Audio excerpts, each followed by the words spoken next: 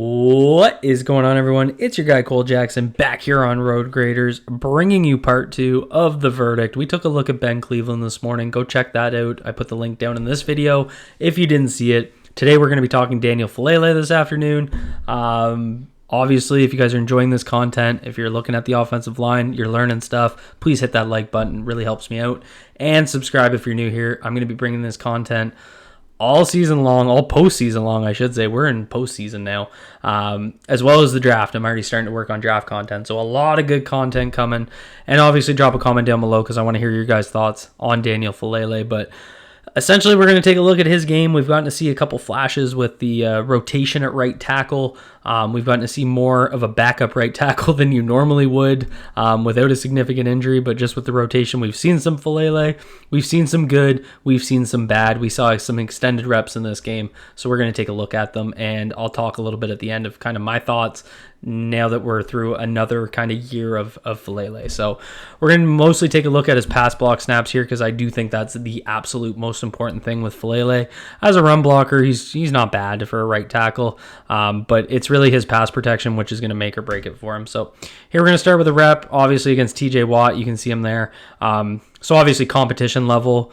I mean, there's kind of two things to take into account here. One, he's playing against one of the best edge rushers in the NFL, so that needs to be contextualized. But at the same time, these are the guys, if you're a starter, you got to block kind of week in and week out. Like, you're constantly facing good pass rushing teams, and these are the caliber of guys you got to be able to match up with. So I do think it's a good measuring stick. Seeing guys like TJ Watt, I don't think it's unfair to be like, you can't judge him against TJ Watt. Well, if he's going to be a starter, we need those reps.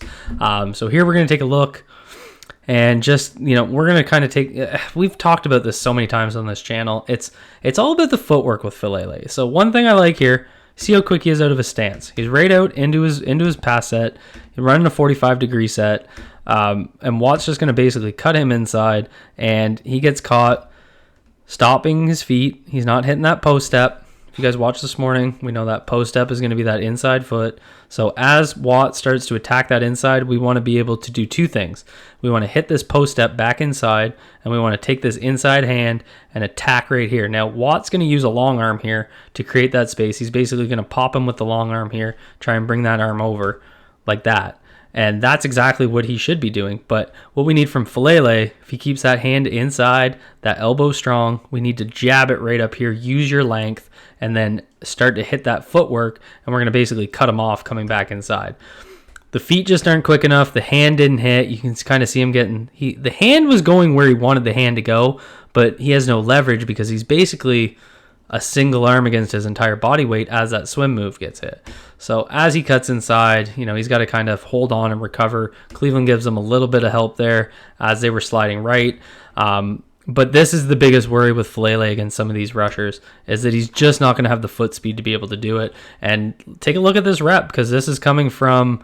it doesn't come from a five-man line because Likely's right there, but Likely doesn't chip, right? So it's a five-man protection. Likely's out. You see Justice Hill here. This is the way Todd Monken wants to play a lot of the time. He wants to ask his 5 offensive linemen to block, and he wants to get 5 guys out in a pattern. So we need our tackles to be able to block these types of looks against these types of pass rushers. And so that, I think, is the most important context here. You're going to get it again. You see the motion there from Nelly. As he goes out, he's going to attack him inside. This isn't TJ Watt this time, but it's going to be essentially the same thing. So he's seeing that, and he just gives up that inside lane. Cleveland's got to help him. Again, the offensive line sliding right.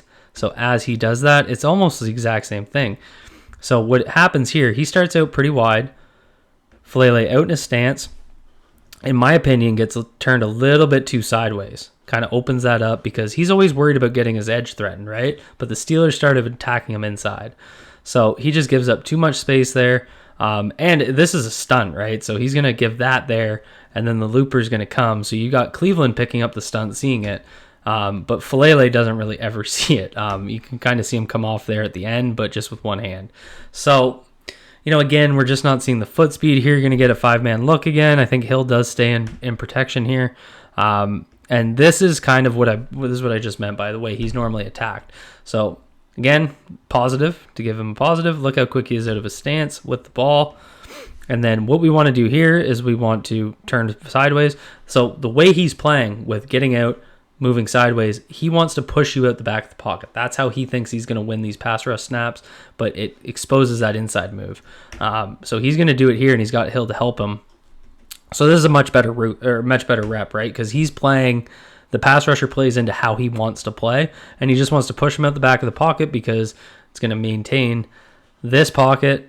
He's going to push him out the back. It's going to create step-up lanes, all that good stuff. So obviously ball comes out there, but that's the way he wants to play. So positive rep from him there. We're going to get a spin move here. I thought this was solid, much better footwork. Again, against a different caliber of pass rusher, but look how much quicker his feet are in this one. And again, like we talked about in the Ben Cleveland video, when you get attacked inside, you want to avoid your inside foot dropping below your outside foot. You want to keep it either straight, or even what's more advantageous is to kind of keep this inside foot almost on a horizontal plane, or on a closer to a 45-degree angle. So, and FAALELE does that right there. You can see that left foot. He gets, he's moving into the pocket at this point, but he is getting a spin move inside, and he pushes him out. So I thought, again, solid rep. And there he's going to get attacked inside, and much better job there. So this was really positive. So again, it's not that he can't do it. It's not that he's never done it. It's just the inconsistency. So there he is getting out. He's going to get attacked inside, and you see him keep pushing down the line. So really solid rep from him there. So that's really what it should look like when he's getting attacked inside. The question is, and it's a big question because Morgan Moses is going into his third year as a Raven. Those 3-year contracts usually have an out where you can save a good chunk of money without a lot of dead cap. Ideally, Daniel FAALELE's in a point in his development where you're able to make that move and save that money and lean with the rookie contract. That said, I've looked at a lot of Daniel FAALELE, right? And we've gotten some extended film. We've seen some positive. We've seen some negative. He is not at a point that I would want to see him starting next year.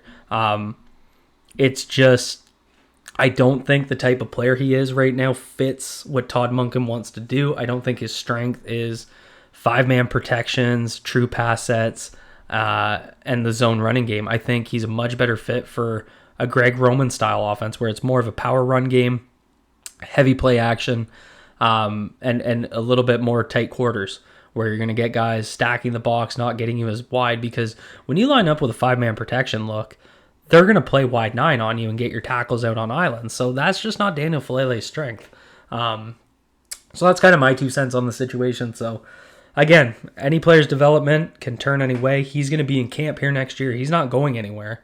He can take another summer, completely change as a player. So not trying to just kind of close the door and say no, but when I'm rolling into this offseason, I can't make a commitment to we can get rid of Morgan Moses and not backfill him because we have FAALELE on the bench. I don't think they can do that. I think they need to have someone coming in to compete, high drafted rookie, that sort of thing.